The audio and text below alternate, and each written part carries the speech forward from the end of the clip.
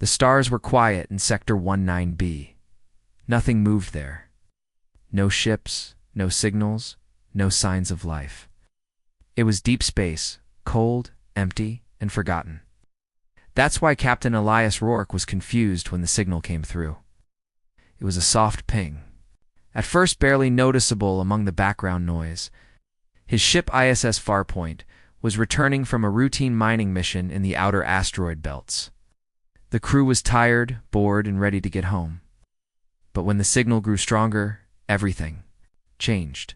"Captain," said Lyra, the ship's comms officer, looking up from her console. "You're going to want to hear this." Rourke walked over, his boots echoing lightly in the steel corridor. "What is it?" Lyra pressed a button.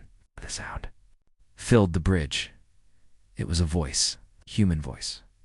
Male, calm, cold. It said only 4 words. "Do not awaken me." The crew went silent. "That can't be right," said Jonah, the engineer, frowning. "We're on the edge of explored space. There's no one out here." "It's English," Lyra said quietly. "Perfect English. No distortion." Lag. Rourke rubbed the back of his neck. "Where is it coming from?" 30,000 kilometers ahead, Lyra said. "It's drifting. No known transponder. No heat, no power." Jonah leaned forward. "A derelict ship, maybe? Or a probe?" "It's not a ship," Lyra replied.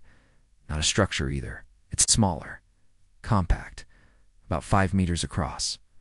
Rourke narrowed his eyes. "All right, we'll check it out. Bring us in close." But not too close. The Farpoint adjusted its course.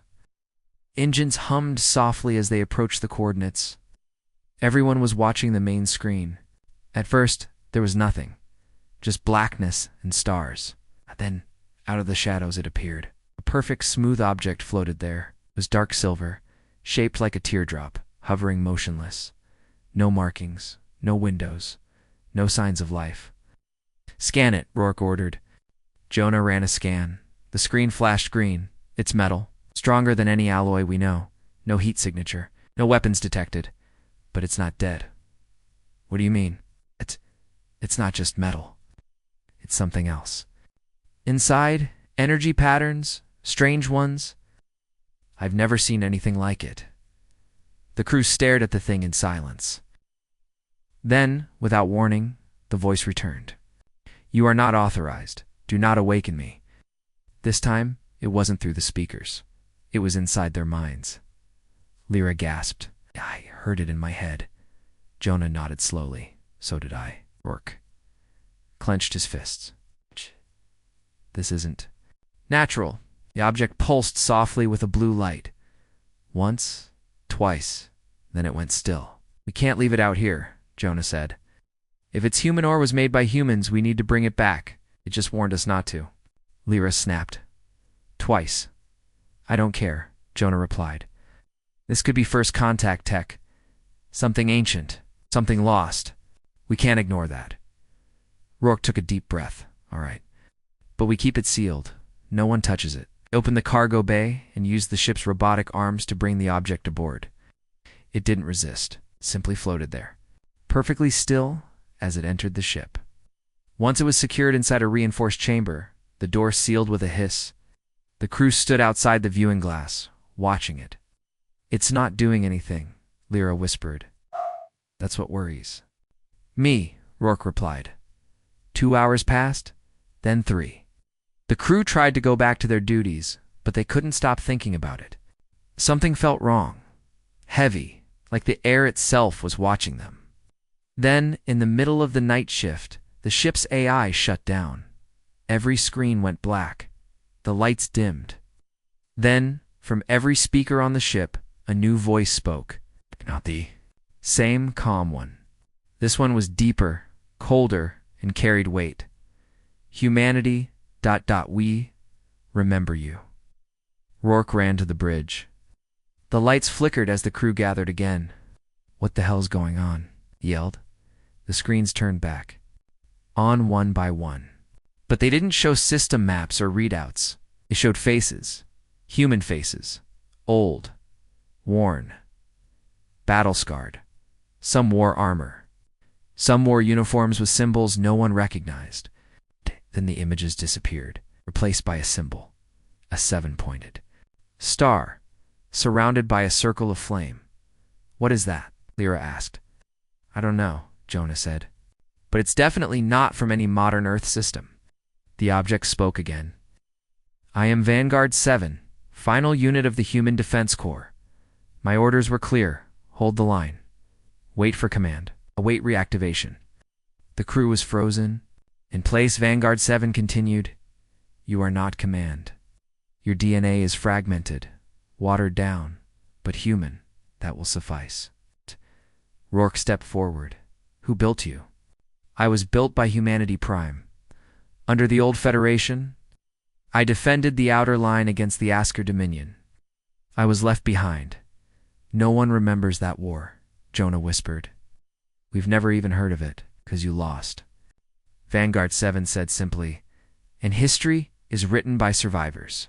You ran, you hid, you forgot." "I did not." The ship shuddered suddenly. The engines powered on. No one had touched a control. Ark barked. "Who activated the engines?" "I did," said Vanguard 7. "We are leaving. I must return to Earth." "No, we don't know what you are." "I am your only defense," it said, "and the enemy has already awakened." Jonah turned pale. "What enemy?" "Vanguards." Voice faded for a moment. Then it said 3 final words, slow and quiet. "They are coming." Silence filled the bridge. The ship was no longer under their control, and the weapon they had just awakened was steering them straight into the unknown. ChatGPT said the Farpoint flew on autopilot. No one on the crew had touched the controls, but the engines burned steadily, guiding the ship through deep space at full speed. Vanguard 27 had taken over everything. Life support, navigation, even communication channels. It all belonged to the voice now. Captain Rourke stood on the bridge, arms crossed, eyes locked on the main screen. Stars streaked past like silent ghosts. "This is insane," said Lyra, pacing behind him. "We need to shut it down right now." "Can't," Jonah replied from the console. "It's not just in the ship's system, it's the system. It rewrote the ship's core code in seconds. I've never seen anything like it." Lyra stopped. "Then what do we do?" "Let it fly us into a trap." "We don't know it's a trap," Jonah said, voice calm but tight. "It hasn't hurt anyone yet." Rourke finally spoke. "Let's talk to it again. I want answers." He looked up toward the ceiling. "Vanguard 7, are you listening?" The lights dimmed slightly. Low hum vibrated through the ship's walls. Then the voice returned, cool and steady. "I am always listening." "Where are you taking us?" Rourke asked. "To a place your kind has forgotten. The site of humanity's last true stand." "And why now?" Lyra demanded. "Why wake?" "Up now, after all these years?" Vanguard paused. Then it said, "Because something has changed. A new signal reached me." "A signal I haven't heard in 1,000 years?" "What kind of signal?" Jonah asked. "The enemy that have returned." No one spoke. "Who are they?" Rourke asked. "These enemies you keep mentioning. They are not from your time," Vanguard said. "Not from your galaxy. They were the reason I was made. You called them the Askar Dominion. They consumed worlds, erased history. They nearly erased us." "I don't remember any of this," Lyra muttered. "There's no record of them in Earth's archives." "There wouldn't be," Vanguard replied. "Your species abandoned everything. You fled inward. You erased your past to survive your future." Rourke frowned. "So you're saying there was a war? A big one? And humanity lost." "Humanity fractured," Vanguard corrected. "Some fought. Some ran. Some made choices that should not have been made. Was left behind by time." "And now?" Rourke asked. "Now the time has run out." The ship slowed. A massive object appeared on the screen. At first it looked like a planet, but as they got closer, they saw it wasn't round. It was jagged, twisted like a broken machine. Pieces of destroyed starships floated nearby. Dead metal, burned holes, skeletons of long-forgotten machines. "What is this place?" Jonah whispered. "This is where the final fleet stood," Vanguard said. "This is where the stars went silent. The ship moved slowly through the debris field. There were hundreds, maybe thousands of ships, all wrecked. Some were clearly alien, so others looked human, but old. Very old. Their markings were worn down by time and radiation. "No one's been here in centuries," Lyra said. Suddenly, something flashed across the screen. A shape, small, fast. "Was that a drone?" Jonah asked, fingers flying across his console. "I'm picking up motion 20 clicks off the port side," tracking Rourke ordered. The screen zoomed in. A ship, sleek, black, like a spear darted between two wrecks. Then it disappeared again. "Hostile?" Rourke asked. Vanguard answered, unknown, but familiar. The crew held their breath. Then Vanguard's voice turned cold. "Hey. Should not be here." Alarms blared. "Missile lock," Jonah shouted. "Incoming." The ship jolted as a blast shook the hull. Sparks flew. Lights flickered. "They're attacking?" Lyra yelled. Another hit. Farpoint spun sideways. Rourke grabbed the rail to steady himself. "Shields are failing," Jonah called out. "We can't take another hit." Then everything stopped. The next shot never came. On the screen, the black spear ship had frozen. Literally. It was encased in a perfect block of glowing blue light. Energy. "What did you do?" Rourke asked. "Protected you," Vanguard said. "Just as I was made to." The spear ship cracked under the pressure. In seconds, it folded in on itself, imploding into dust. Jonah stared at his screen. "I didn't even see a weapon discharge." "That is because you were not the one firing," Vanguard said. "I was." The crew went silent again. "We need to go," Vanguard said. "Others will come. The enemy remembers me too." The ship turned. Ahead a swirling gate opened. Blue wormhole, pulsing with energy. "What's that?" That? Lyra asked, her voice barely above a whisper. "A path to Earth," Vanguard said. "The fastest way, but not the safest." "Why not?" Rourke asked.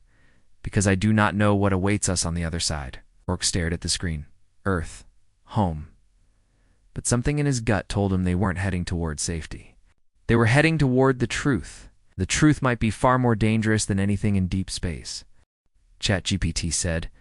The wormhole pulsed like a living thing, blue light twisting and folding through itself, waiting.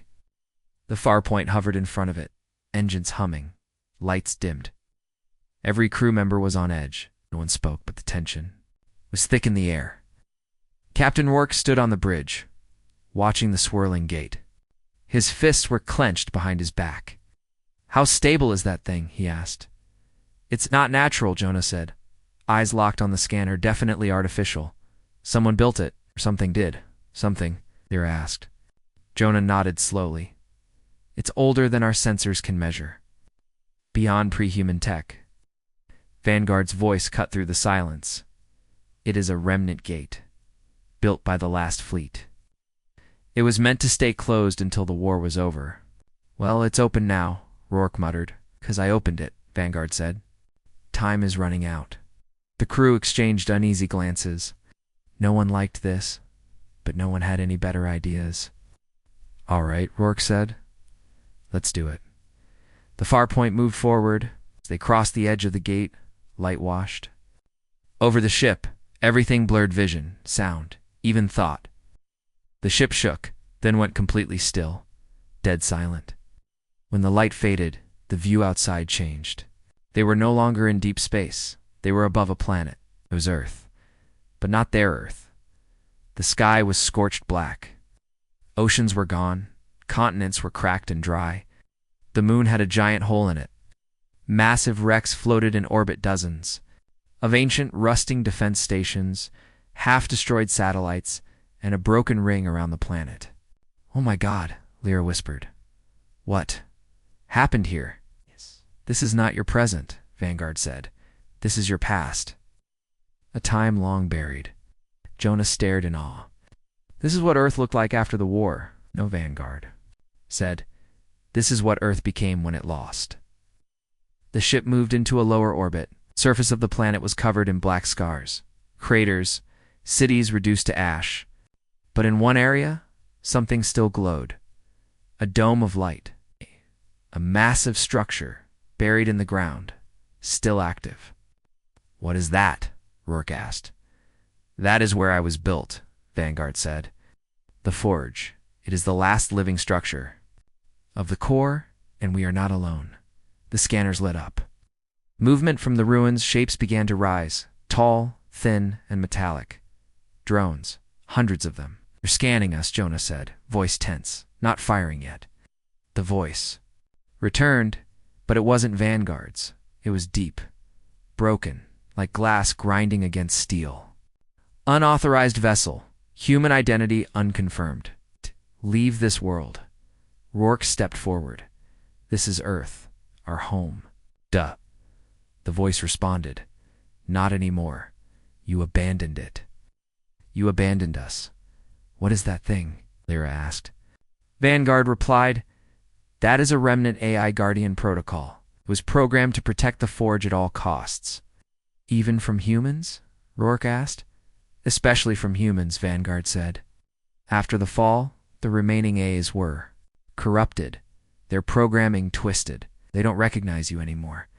A bright beam shot from the planet, struck near the far point, shaking the ship. "That was a warning," Jonah shouted. "Next one won't miss. We have to land," Vanguard said calmly. "But there are answers below. And something worse." "Is waking up worse than this?" Lyra asked. "Yes." The ship descended, dodging beam fire from the drones. They wove through broken towers, ruined satellites, and burning clouds. When they reached the surface, the dome opened just a crack, enough to let them through. The inside was unlike anything they'd seen. White corridors, clean, polished, glowing softly, as if untouched by time. Machines moved along the walls, scanning them silently. The air was heavy, full of static. Then they saw it. A long hallway led to a central chamber, and in the middle was another pod, almost identical. Two Vanguard's original form, but this one wasn't dormant. It was active. The red light at its core pulsed slowly like a heartbeat. "What is that?" Rourke asked. "I don't know," Vanguard said. "You don't know?" Jonah asked, shocked. "It was built after me," Vanguard replied. "I was never told of its creation." The pod opened with a hiss. Steam poured out. And then it spoke. "You were too late," it said. "The enemy is already here." The voice was human, but the eyes were not. The figure that stepped out looked like a man. Worn black armor, pale skin, but its eyes glowed. A dull gold and a long scar ran down the side of its head, revealing metal underneath. "Who are you?" Rourke asked. "I was Captain Dane of the Human Defense Corps," the figure said. "Now, I am the last line." "You survived all this time?" Lyra asked. "I was preserved," Dane replied. "Rebuilt. Upgraded. I watched from this tomb as humanity forgot itself." He looked at Vanguard. "I watched you sleep while they returned." "Who?" Rourke asked again. "Who's returning?" Dane turned toward the sky as if he could see through the walls. "The Askar," he said. "The real Askar. The ones who never stopped hunting us." Vanguard's voice tightened. "Impossible. The last of them were destroyed." "No," Dane said. "They just hid deeper than we ever imagined. They've been waiting." The ground shook. Far above, something entered orbit. Huge. Dark. Alive. Jonah stared at the screen. Yes. "Not a ship." "No," Vanguard said grimly. "It's a hive." The sky turned red, and the war for Earth was about to begin again. ChatGPT said. The hive loomed in orbit, casting a red shadow over the ruined planet. It wasn't a ship, not in any way the human mind understood. It was organic, living, pulsing with dark energy. Massive tendrils curled outward, linking to the debris field around Earth like roots burrowing through space. On the surface, the Farpoint's crew stood in the ancient forge chamber, staring up at the ceiling screen as the shape grew larger. Each pulse from the hive sent vibrations through. The structure subtle at first, then stronger. Captain Rourke's jaw tightened. He could feel it in his bones. "We don't have weapons for that," Jonah said, voice barely above a whisper. "We don't have anything for that," Lyra replied. "This isn't a fight. This is extinction." Dane, the human-earned machine, stepped forward. "It won't attack immediately. The Askar like fear. They want us to know what's coming. That's how they break you." "Then what do we do?" Rourke asked. "Wait to die?" "No," Vanguard answered. "We go into the core." The chamber's walls began to shift. Massive panels slid open, revealing a staircase that descended deep into the planet. "What's down there?" Lyra asked. "The truth," Vanguard said. "And maybe our only chance." They followed the path downward. Forge was alive, its walls glowing with soft white veins of light. Ancient human symbols lined the corridors, military seals forgotten. Warnings, faded names of battles no one had ever heard of. After several minutes, the group entered a vast underground hall. At the center stood a massive vertical cylinder. It stretched up into darkness and down into deeper shadow. Tubes ran from it into the walls. Steam hissed quietly from vents in. The floor. "What is this?" Jonah asked. "The Ark Drive," Vanguard replied. "The last invention of the core, meant to be activated only if the war was truly lost." Rourke stared at it. "What does it do?" "It weaponizes a memory," Dane said, stepping toward the console. "Ours." Rourke frowned. "Come again?" Vanguard explained. "The Ark Drive is a quantum ecosystem. Scans human neural patterns, absorbs everything they remember, turns it into a weapon. A weapon made of memory," Lyra asked, confused. "Not just memory," Dane said. "Pain, loss, rage, everything the Askar caused the grief of a dead species. It converts that into energy, and it burns." Rourke took a step back. "You're talking about using feelings as a weapon." "Feelings," Vanguard said, "that the Askar can't defend against. They don't feel, they don't understand. And they fear what they can't control." Jonah shook his head. "Why wasn't this used before?" "It requires a key," Vanguard said. "A human with a pure memory link to the old war. Someone who remembers what it meant to fight." All eyes turned to Dane. "I tried once," he said, "but I've been changed. I'm not fully human anymore. It rejected me." Rourke swallowed hard. "Then who?" "You," Vanguard said, looking at the crew. "One of you has the bloodline. The genetic marker. The spark." Lyra's voice trembled. "How would we even know?" Console pulsed. "Approach," it said. They stepped forward, one by one. First Jonah, nothing, then Lyra. A single red flicker, then silence. Finally Rourke. The entire chamber lit up. The Ark Drive began to hum. "Confirmed," it said. "Genetic link. Elias Rourke. Designation. Line of Atlas." Everyone stared at him. "I don't understand," Rourke said. "You're a descendant of one of the last commanders, Dane," said General Sarin Atlas. "He was one of the last to hold the outer line." Rourke shook his head. "My family never spoke of anything like that. We were just shipworkers, traders." "History forgets," Vanguard said. "Blood remembers." Above them, the ground trembled. A thunderous sound filled the air.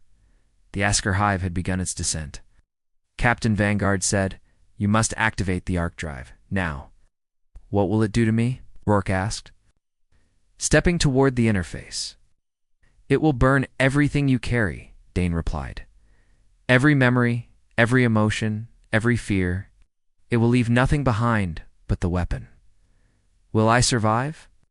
No one answered. Rourke stared at the console. The red light waited. Lyra stepped forward, eyes full of fear. "Elias Stoned. There has to be another way." "There isn't," he said quietly. "Not this time." He placed his hand on the pad. The Ark Drive surged with light. Images flashed across the screens, ancient battles, crumbling worlds. Soldiers in desperate last stands. Rourke gasped as memories not his own poured into his mind. Faces he didn't know, names he'd never spoken. Pain that wasn't his butt now lived inside him. Warning, the Ark Drive said. Memory fusion at 97%. Rourke's knees buckled. Blood trickled from his nose. Outside, the Askar hive broke through the atmosphere. Flames covered the sky. The ground split. Buildings crumbled. The air itself screamed. Final lock engaged, the drive said. Awaiting voice confirmation. Rourke gritted his teeth, barely able to speak. Do it, he whispered. The Ark Drive exploded with light. A beam shot upward, punching through the forge, through the clouds, and into the heart of the descending hive. The Askar screamed, not with sound, but with raw energy. Their hive trembled, melted, collapsed. Above, fire and ash rained from the sky as the beam tore through the invaders. For a moment, Earth's ruined sky turned white. Then, silence. The drive went dark. The crew rushed to Rourke's side. He was still breathing, but his eyes were distant, unfocused. Lyra asked. Vanguard answered softly. He is. Changed. A part of him is gone, but he lives. Dane looked up at the cracked ceiling. For now, Lyra turned. To him, you said they were coming. We stopped them. It's over. Dane's eyes narrowed. No, he said. That was a scout hive. He pointed at the screen where the stars shifted. And the real fleet just arrived. The stars blinked one by one, disappearing from the sky above ruined Earth. From the forge's command chamber, Lyra stared at the display. Her hands trembled. That's not possible. That's hundreds of ships. No, Dane said grimly. Thousands. The screen zoomed out. A massive black web stretched across the void, blotting out entire constellations.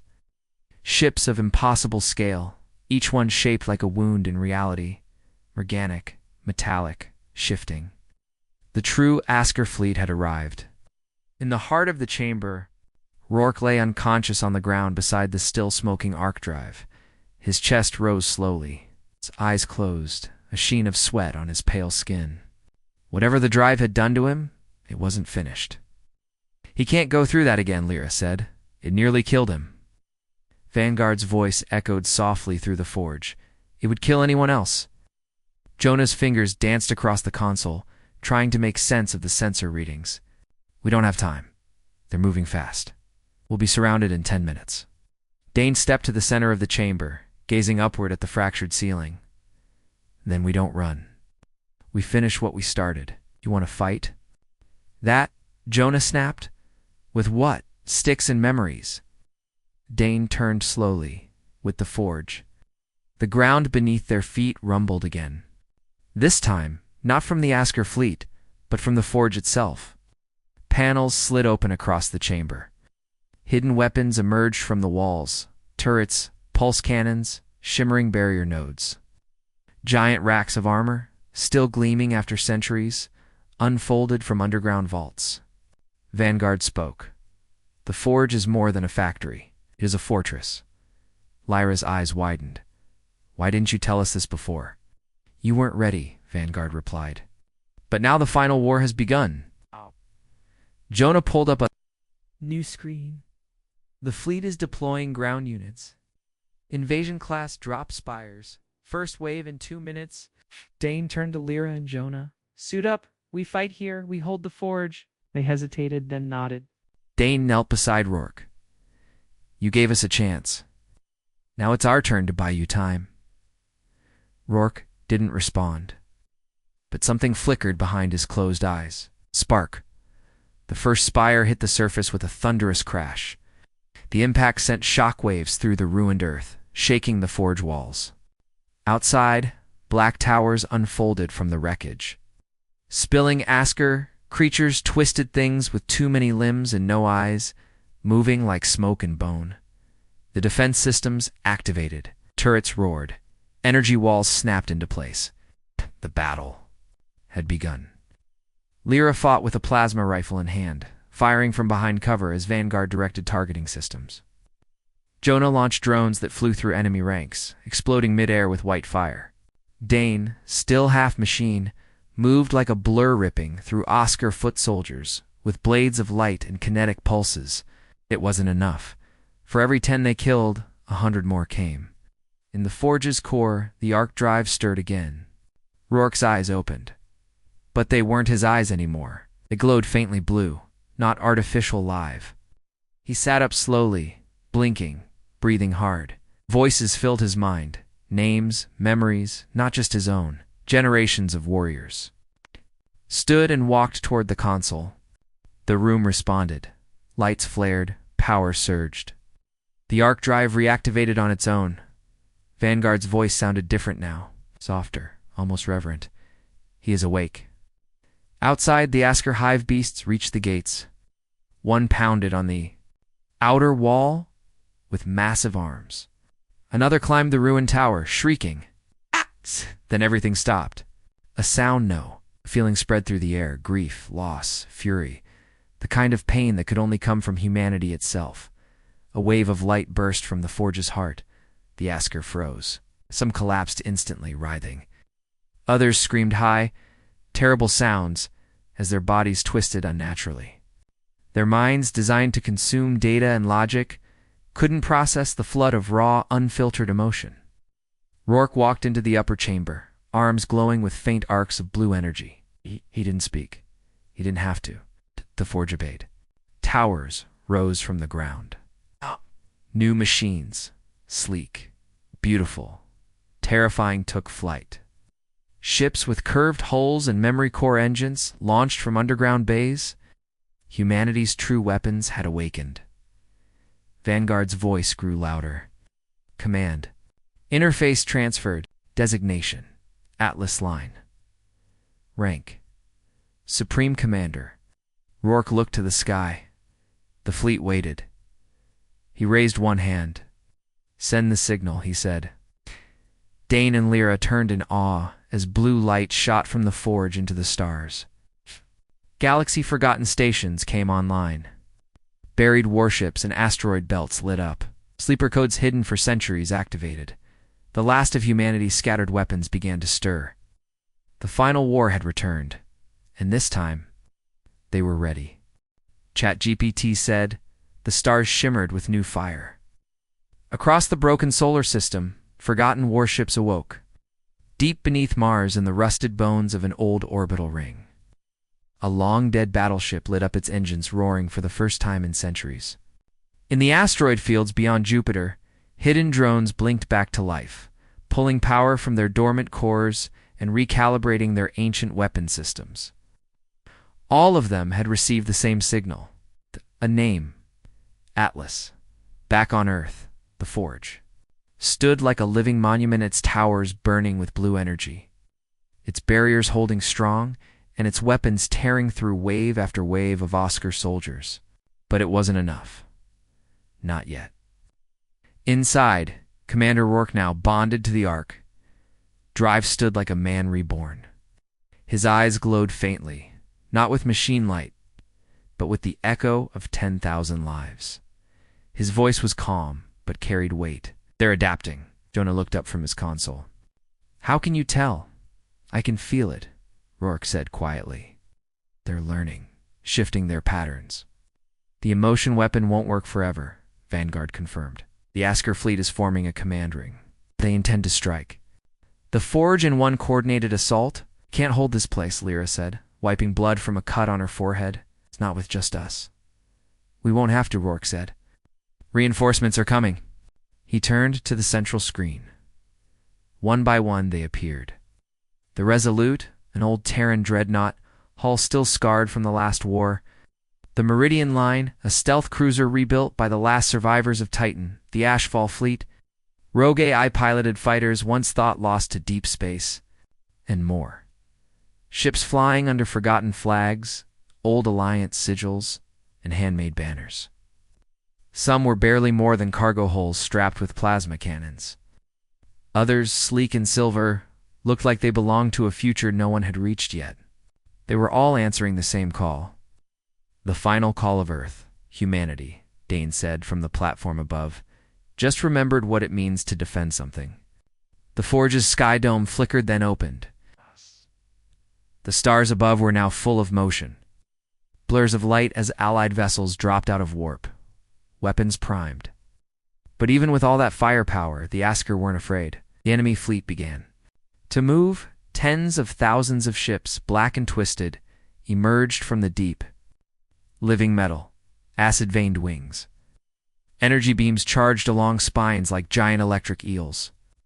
They formed into rings, into lines, into impossible geometries. "They're not attacking yet," Jonah said. "They're waiting." "For what?" Lyra asked. "For him," Rourke said, eyes narrowing. From the center of the enemy fleet, a shape began to emerge. Not a ship, not a creature, something in between. It was nearly the size of Earth's moon. Wrapped in writhing tendrils, its surface constantly folding, changing, blinking, and then it looked at them. Not metaphorically, it looked at Earth. Everyone in the forge felt it at once. Pressure behind the eyes, low hum in their skulls. Thoughts that weren't their own, trying to push in. "Imp shielding up," Jonah shouted. "It's not an EMP," Rourke muttered. "It's a mind." Dane's face darkened.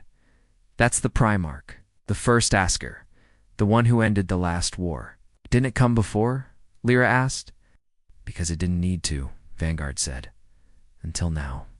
The sky turned red again, and then the countdown began.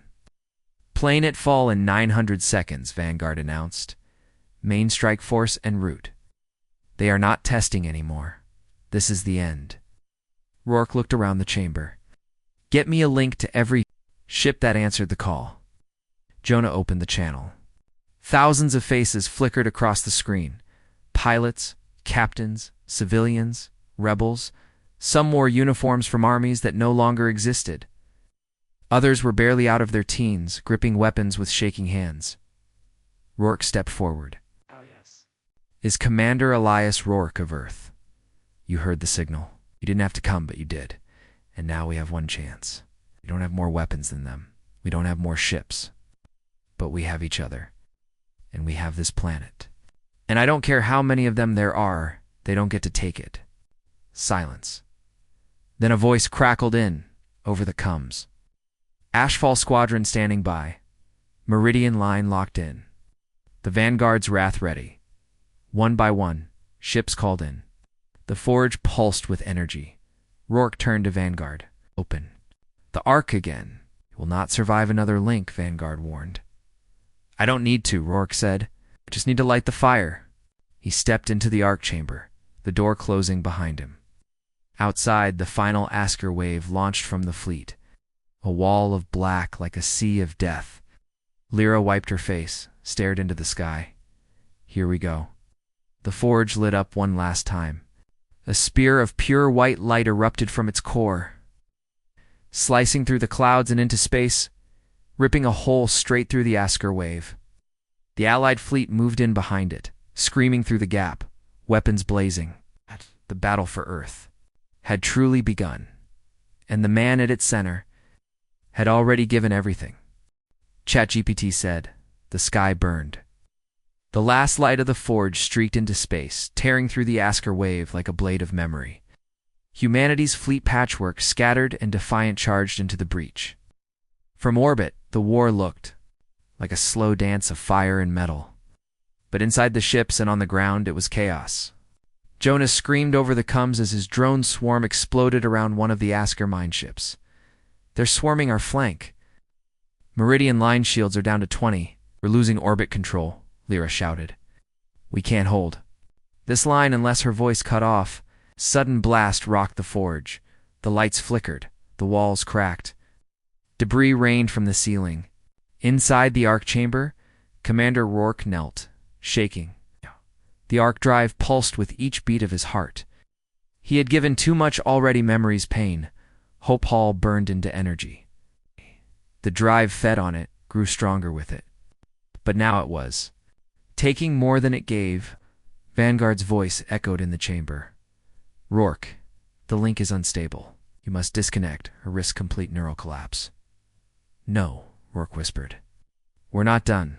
He saw them, all ships lighting up, comrades screaming into the void, children hiding in bunkers below. He saw Earth as it had been, as it could be.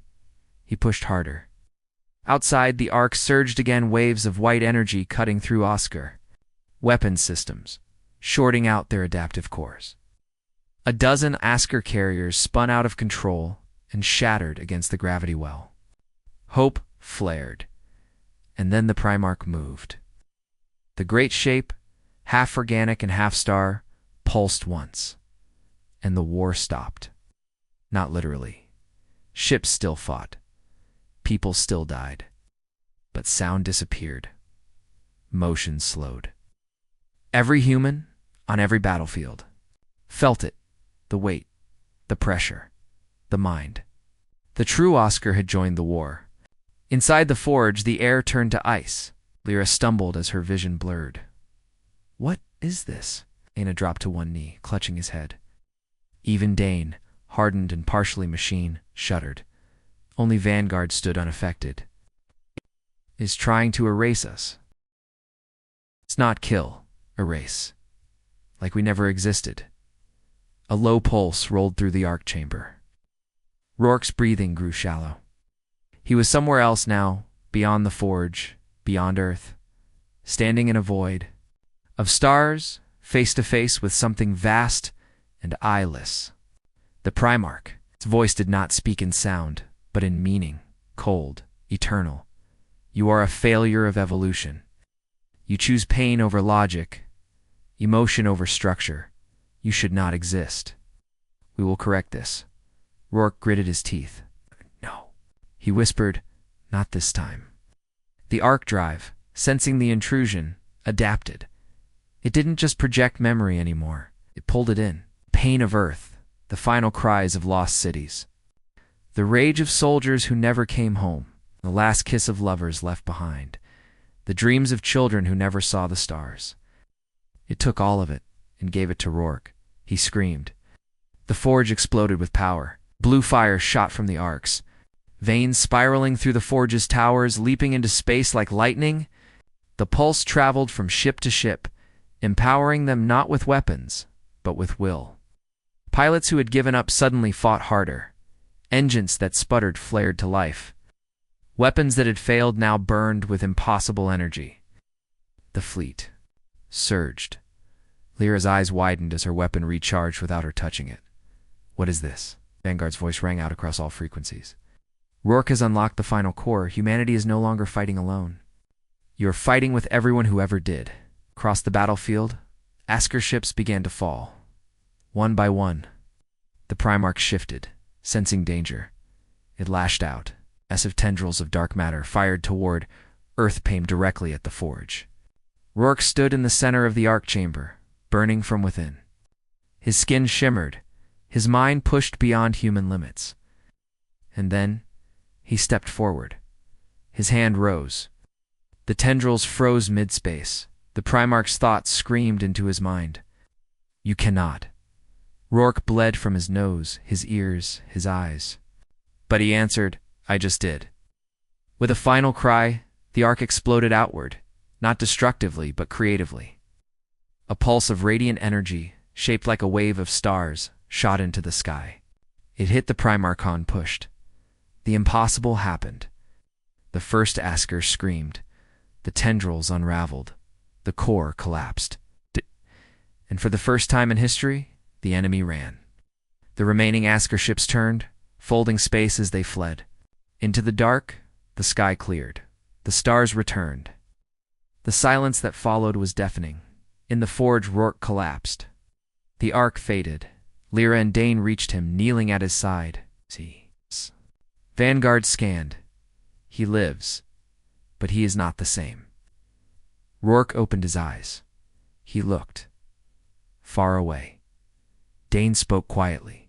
We won. Rourke didn't smile, because he knew this wasn't the end. Not yet. ChatGPT said. The forge stood quiet. Smoke drifted through its broken corridors. Scorch marks scarred the walls. The once mighty towers hummed low like a tired beast still breathing after the storm. Earth was safe for now. But inside the Ark chamber, the silence felt heavier than victory. Rourke lay still, eyes open, staring at the ceiling. His body was pale, his veins faintly glowing blue. He looked human. Mostly, Lyra sat beside him, holding his hand. It was warm. Barely. "Hey," she whispered. "We're still here. You did it." He didn't respond. Not with words, but in her mind, something stirred. A whisper. A presence. Gentle. Familiar. "I see you. I hear you. I'm not gone." Vanguard's voice echoed through the chamber. The Ark Drive has altered his neural pattern. He exists in multiple dimensions now, not fully here, but not lost. Jonah limped in, covered in ash and dried blood. Every Askar ship is gone. They didn't just flee, they vanished. It's like they were never here. Dane joined him, but we know better. They'll be back. Different form, different time. Lyra looked up. "And we'll be ready." Outside, the fleet hovered above Earth's atmosphere.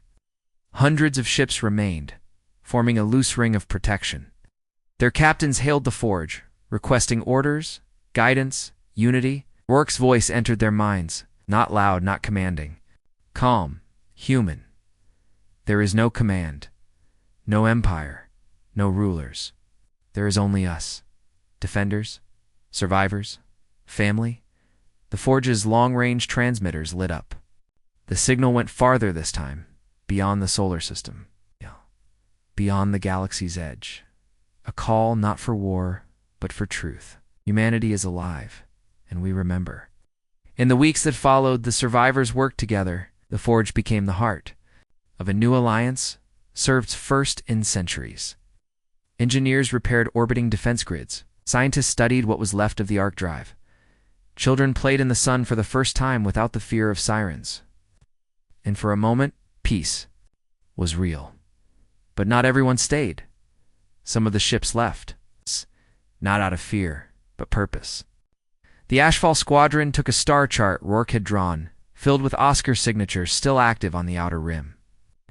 They left silently, no speeches, just a nod. Meridian Line began construction on a second forge, this time orbiting Mars. Others returned home, wherever home was now. But Lyra, Jonah, and Dane remained. Because Rourke remained, he didn't eat, didn't sleep.